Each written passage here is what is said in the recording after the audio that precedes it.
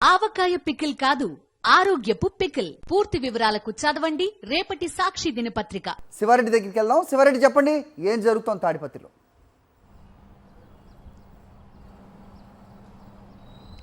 ఖచ్చితంగా తాడిపత్రిలో హింసా రాజకీయాలు చోటు చేసుకున్న పరిస్థితి కనిపిస్తోంది. ఎందుకంటే టీడీపీ కూటమి అధికారంలోకి వచ్చిన తర్వాత వైఎస్ఆర్ కాంగ్రెస్ పార్టీ నేతలు కార్యకర్తలే లక్ష్యంగా జేసీ వర్గీయులు విచక్షణారహితంగా దాడులకు పాల్పడుతున్నారు, ఆస్తుల విధ్వంసానికి పాల్పడుతున్న పరిస్థితి కనిపిస్తోంది. దాదాపుగా 3 మాసాల తర్వాత వైఎస్ఆర్ కాంగ్రెస్ పార్టీ నేత మాజీ శాసనసభ్యులు కేతిరెడ్డి పెద్దారెడ్డి గారు తాడిపత్రికి వెళ్ళారు. తాడిపత్రికి వెళ్ళి ఆ వ్యక్తిగత పని ముగించుకొని నేరుగా తిరిగి తాడిపత్రి నుంచి బయటికి రాగానే ఒకసారిగా జేసీ వర్గీయులు టీడీపీ నేతలు రెచ్చిపోయిన పరిస్థితి అయితే చాలా ప్రస్ఫుటంగా కనిపిస్తుంది. ఎందుకంటే వైఎస్ఆర్ కాంగ్రెస్ పార్టీ కార్యకర్త రఫీ పైన హత్యాయత్నం చేశారు, విచక్షణారహితంగా వేడుకొడలతో దాడి చేయడం జరిగింది. అదేవిధంగా మరో వైఎస్ఆర్ కాంగ్రెస్ పార్టీ నేత కందిగోపుల మురళి ఇంటిపైన దాడి చేశారు, ఆ ఇంటికి నిప్పు పెట్టారు. ఆ దంపతులు త్రుటిలో తప్పించుకున్న పరిస్థితి కనిపిస్తోంది. ఈ మొత్తం వ్యవహారానికి సంబంధించి అంటే జేసీ అరాచకాలకు సంబంధించి ఇప్పటికే జాతీయ మానవ హక్కుల కమిషన్కు, అదేవిధంగా సుప్రీంకోర్టు, హైకోర్టు, అదేవిధంగా రాష్ట్ర డీజీపీలకు కేతిరెడ్డి పెద్దారెడ్డి గారు అధికారికంగానే లిఖితపూర్వకంగానే ఫిర్యాదు చేయడం జరిగింది. మన ముందు తాడిపత్రి మాజీ శాసనసభ్యులు పెద్దారెడ్డి గారు ఉన్నారు. ప్రధానంగా పెద్దారెడ్డి గారు, మీరు తాడిపత్రికి ఎందుకు వెళ్ళకూడదని జేసీ వార్నింగ్ ఇస్తున్న పరిస్థితి కనిపిస్తుంది? ఎందుకంటే 4-5 సంవత్సరాల పాటు నేను అధికారంలో ఉన్నప్పుడు ఖచ్చితంగా రానివ్వనని జేసీ ప్రభాకర్ హెచ్చరిస్తూ వస్తున్నారు, కానీ మీరు వెళ్లేందుకు ప్రయత్నం చేస్తూ వస్తున్నారు. సో ఎట్లాంటి వాతావరణం కనిపిస్తుంది తాడిపత్రిలో? తాడిపత్రి ఎలక్షన్ అయిపోయిన తర్వాత అల్లర్ల కేసు జరిగినప్పటి నుండి తాడిపత్రిలోకి నన్ను వెళ్ళకూడదు అనేది పోలీస్ అధికారులు కూడా చెప్పడం జరుగుతుంది. మీరు వెళితే అక్కడ లాండ్ ఆర్డర్ ప్రాబ్లం ఉంటుందని చెప్పడం జరుగుతుంది. సరేలే, అధికారులు చెప్తారు, మనం కూడా ఒబే చేయాలనే దాంతో నేను కూడా పోకోకుండా చాలా రోజులు నా స్వగృహానికి కూడా పోకోకుండా ఉన్నాను. తర్వాత నేను నిదానంగా స్వగృహానికి చేరుకున్నా. అక్కడ కూడా నా వ్యవసాయ కార్యక్రమాలు చేసుకుంటూ ఉండడంతో తాడిపత్రిలో నాకు సొంత పని ఉండే దానివల్ల నేను ఇంటికి వెళ్ళా. బయటకు కూడా కాదు, నా ఇంట్లోకి వెళ్ళి పరిశీలించుకొని వస్తామని చెప్పి పోయేటప్పటికే నన్ను పోలీసులు అడ్డగించడం జరిగింది. దాంతో ఎస్పీ గారు కూడా పర్మిషన్ తీసుకొని 10 నిమిషాలు ఉంటారు సార్ పోస్తా అంటే పొమ్మని చెప్పడం కూడా జరిగింది. ఇవన్నీ నేపథ్యంలోనే నేను పోయి నా పని ముగించుకొని వచ్చేటప్పటికే అడ్డురఫీ అనే అతని పైన కూడా దాడి చేసినారు. దాడి చేసి నీకు ఎవరు అడ్డం వస్తారో పిలుచుకొసుకో అని చెప్పడం కూడా జరిగింది. అది అయిపోయిన తర్వాత మురళీప్రసాద్ రెడ్డి వైఎస్ఆర్సీపీలో నాకు ముఖ్య అనుచరుడుగానే ఉన్నాడు, మంచి నాయకుడు. 2009లో కూడా తెలుగుదేశం పార్టీలో చురుగ్గా పాల్గొంటా అన్నాడు. అప్పుడు 2009లో ఎలక్షన్ అయిపోతానే మురళీప్రసాద్ రెడ్డి ఇంటి మీద పడి ఇండ్లంతా కాల్చి ఆ ఇంటిలో ఉన్నటువంటి బంగారం నగదు కూడా అప్పట్లో దోచుకోవడం కూడా జరిగింది.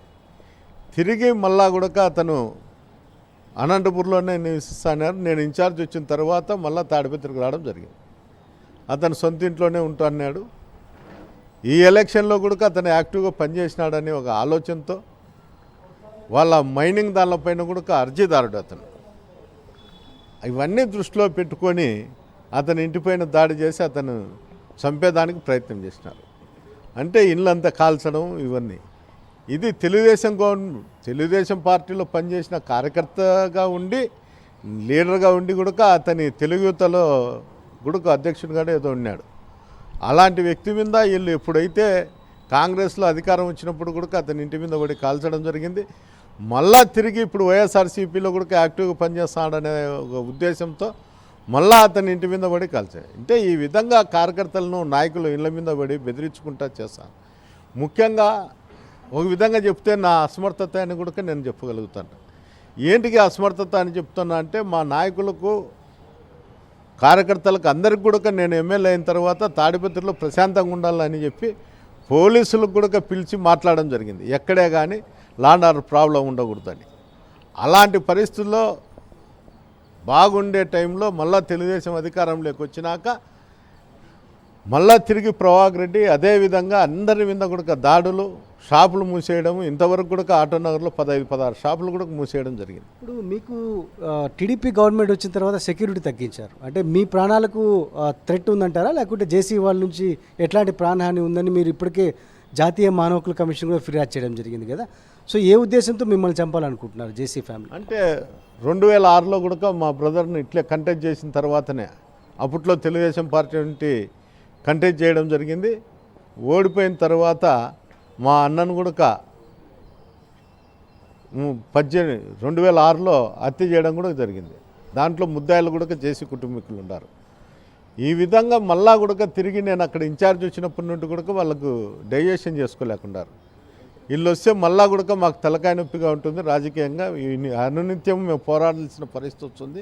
అందువల్ల ఏదో విధంగా నన్ను హత్య చేయాలనే ఆలోచనే వాళ్ళల్లో ఉంది.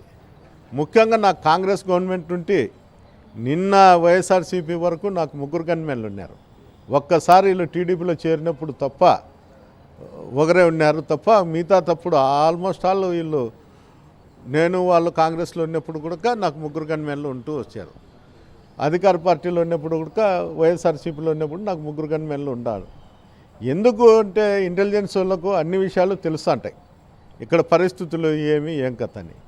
ఒక్కసారిగా గవర్నమెంట్ పోవడంతో తాడిపత్రిలో అరాచకాలకు అడ్డు అదుపు లేకుండా పోయింది. ఈవెన్ ఫ్యాక్టరీస్ కూడా అక్కడ ఉండే ఫ్యాక్టరీలు కూడా డోర్లు వాకిన్లు వేయడం, గేట్లు వేయడం, అరాచ్మెంట్ చేయడం, వాళ్ళతో ఏదో రూపంగా అతని లబ్ధి అతను చెందుతాడు. మీరు తాడిపత్రికి వెళ్ళకూడదని ఎందుకు జేసీ వర్గం భావిస్తుందట? అంటే నేను పోతే మళ్ళీ కార్యకర్తలు నాయకులు అందరూ కూడా యాక్టివ్ అవుతారు. మళ్ళీ మా ఆఫీస్కు ఫ్లోటింగ్ పెరుగుతూ ఉంటుంది. రాజకీయంగా వాళ్ళు ఎదగలనే ఒక ఉద్దేశంతోనే ఈ విధంగా చేస్తారు. అంటే గ్రామాలలో కక్షలు పెట్టేది, ప్రతి ఒక్కరిని కూడా కార్యకర్తలను బెదిరిస్తూ ఉండేది, కొడతా ఉండేది. అక్కడ ఉండే పోలీస్ అధికారులు కూడా తన్నలు తిన్నా కూడా వైఎస్ఆర్సీపీ కార్యకర్త దెబ్బలు తిని స్టేషన్కి పోతే కూడా కౌంటర్ కేసు పెట్టేది. అంటే మీకు 307 పెడతాండా, వాళ్లకు బెయిల్బుల్ పెడతాండా అని. ఈ విధంగా పోలీస్ వ్యవస్థను కూడా ఈ విధంగా నిర్వీర్యం చేసి పాలిస్తారు. ఉదాహరణకు వైఎస్ఆర్సీపీ గవర్నమెంట్లో దివాకర్ ఇంటి దగ్గరికి పోలీసులు చెకింగ్ పోతే వాళ్ళతో తిడుతూ వాళ్ళను మా అధికారం వస్తే మేము బూట్లు నాకే పోలీసులు తెచ్చుకుంటాము అని చెప్పారు. అంటే అది నా దగ్గర రికార్డు కూడా ఉంది, కావాలన్నా వినిపిస్తా. అతని ఆలోచన ఏమంటే ఇప్పుడు తెలుగుదేశం గవర్నమెంట్ వచ్చింది కాబట్టి ఇప్పుడు బూట్లు నాగే పోలీస్ అధికారులను తెచ్చుకుంటారేమో అని నా ఆలోచన. అంటే ఎందుకు చెప్తున్నా అంటే ఇవన్నీ వాళ్ళు మాట్లాడేది పోలీసు వ్యవస్థ మీద కానీ రెవెన్యూ వ్యవస్థ మీద కానీ వాళ్ళు పట్టు సాధించే దానికోసము, కింద అధికారులను బెదిరించే దానికోసం ఈ విధంగా చేస్తాను. స్వయాన దివాకర్ రెడ్డే అక్కడుండే డిఎస్పీ, 2 సిఐలు, ఒక ఎస్ఐ ముందురే చెప్పినారు, ఈరోజు నా ఇంటి దగ్గరకు వచ్చి చెక్ చేస్తారు ఎవరిదో కారు తీసుకున్నా అని, అది నేను అప్పులోకి తీసుకున్నా అని మీరు వచ్చి చెక్ చేస్తారు, ఇది ఎన్ని రోజులు సాగదు, మా అధికారులకు వస్తే మిమ్మల్ని బూట్లు నాకే పోలీసులను తెచ్చుకొని వచ్చి మీకు చర్య తీస్తారా. మరి నేనైతే ఎస్పీ గారిని ఈరోజు రేపు కలుస్తా, అక్కడుండే పరిస్థితులన్నీ వివరించుతా. ఆయన పర్మిషన్ తీసుకొని నేను తిరిగి తాడిపత్రికి పోతా. ఎన్ని రోజులన్నీ నేను బయట ఉండేదానికి ఆస్కారం కూడా లేదు. పర్మిషన్ తీసుకుంటా, ఆయన ఈకపోని కొన్ని రోజులు వెయిట్ చేస్తా, వాళ్ళు టైం చెప్పిన రోజు నేను ఖచ్చితంగా తాడిపత్రికి వెళ్తాను. మొత్తం మీద అయితే తాడిపత్రికి వెళ్తా, అక్కడి నుంచి ఖచ్చితంగా జేసీ అరాచకాలకు వ్యతిరేకంగా పోరాడి తీరుతానని చాలా స్పష్టంగా కేతిరెడ్డి పెద్దారెడ్డి గారు చెప్తున్నారు. ఎందుకంటే గత 20-30 సంవత్సరాలుగా తనకు 3 గన్మెన్లు ఉన్నారు, కానీ టీడీపీ అధికారంలోకి వచ్చిన తర్వాత కేవలం 1 గన్మెన్ మాత్రమే ఇచ్చారు. తనను చంపేందుకు జేసీ కుటుంబం కుట్ర పన్నుతోందని చాలా స్పష్టంగా ఆరోపిస్తున్న వాతావరణం అయితే కనిపిస్తుంది. అందులో భాగంగానే తాడిపత్రిలో అల్లర్లు చెలరేగుతున్నాయి.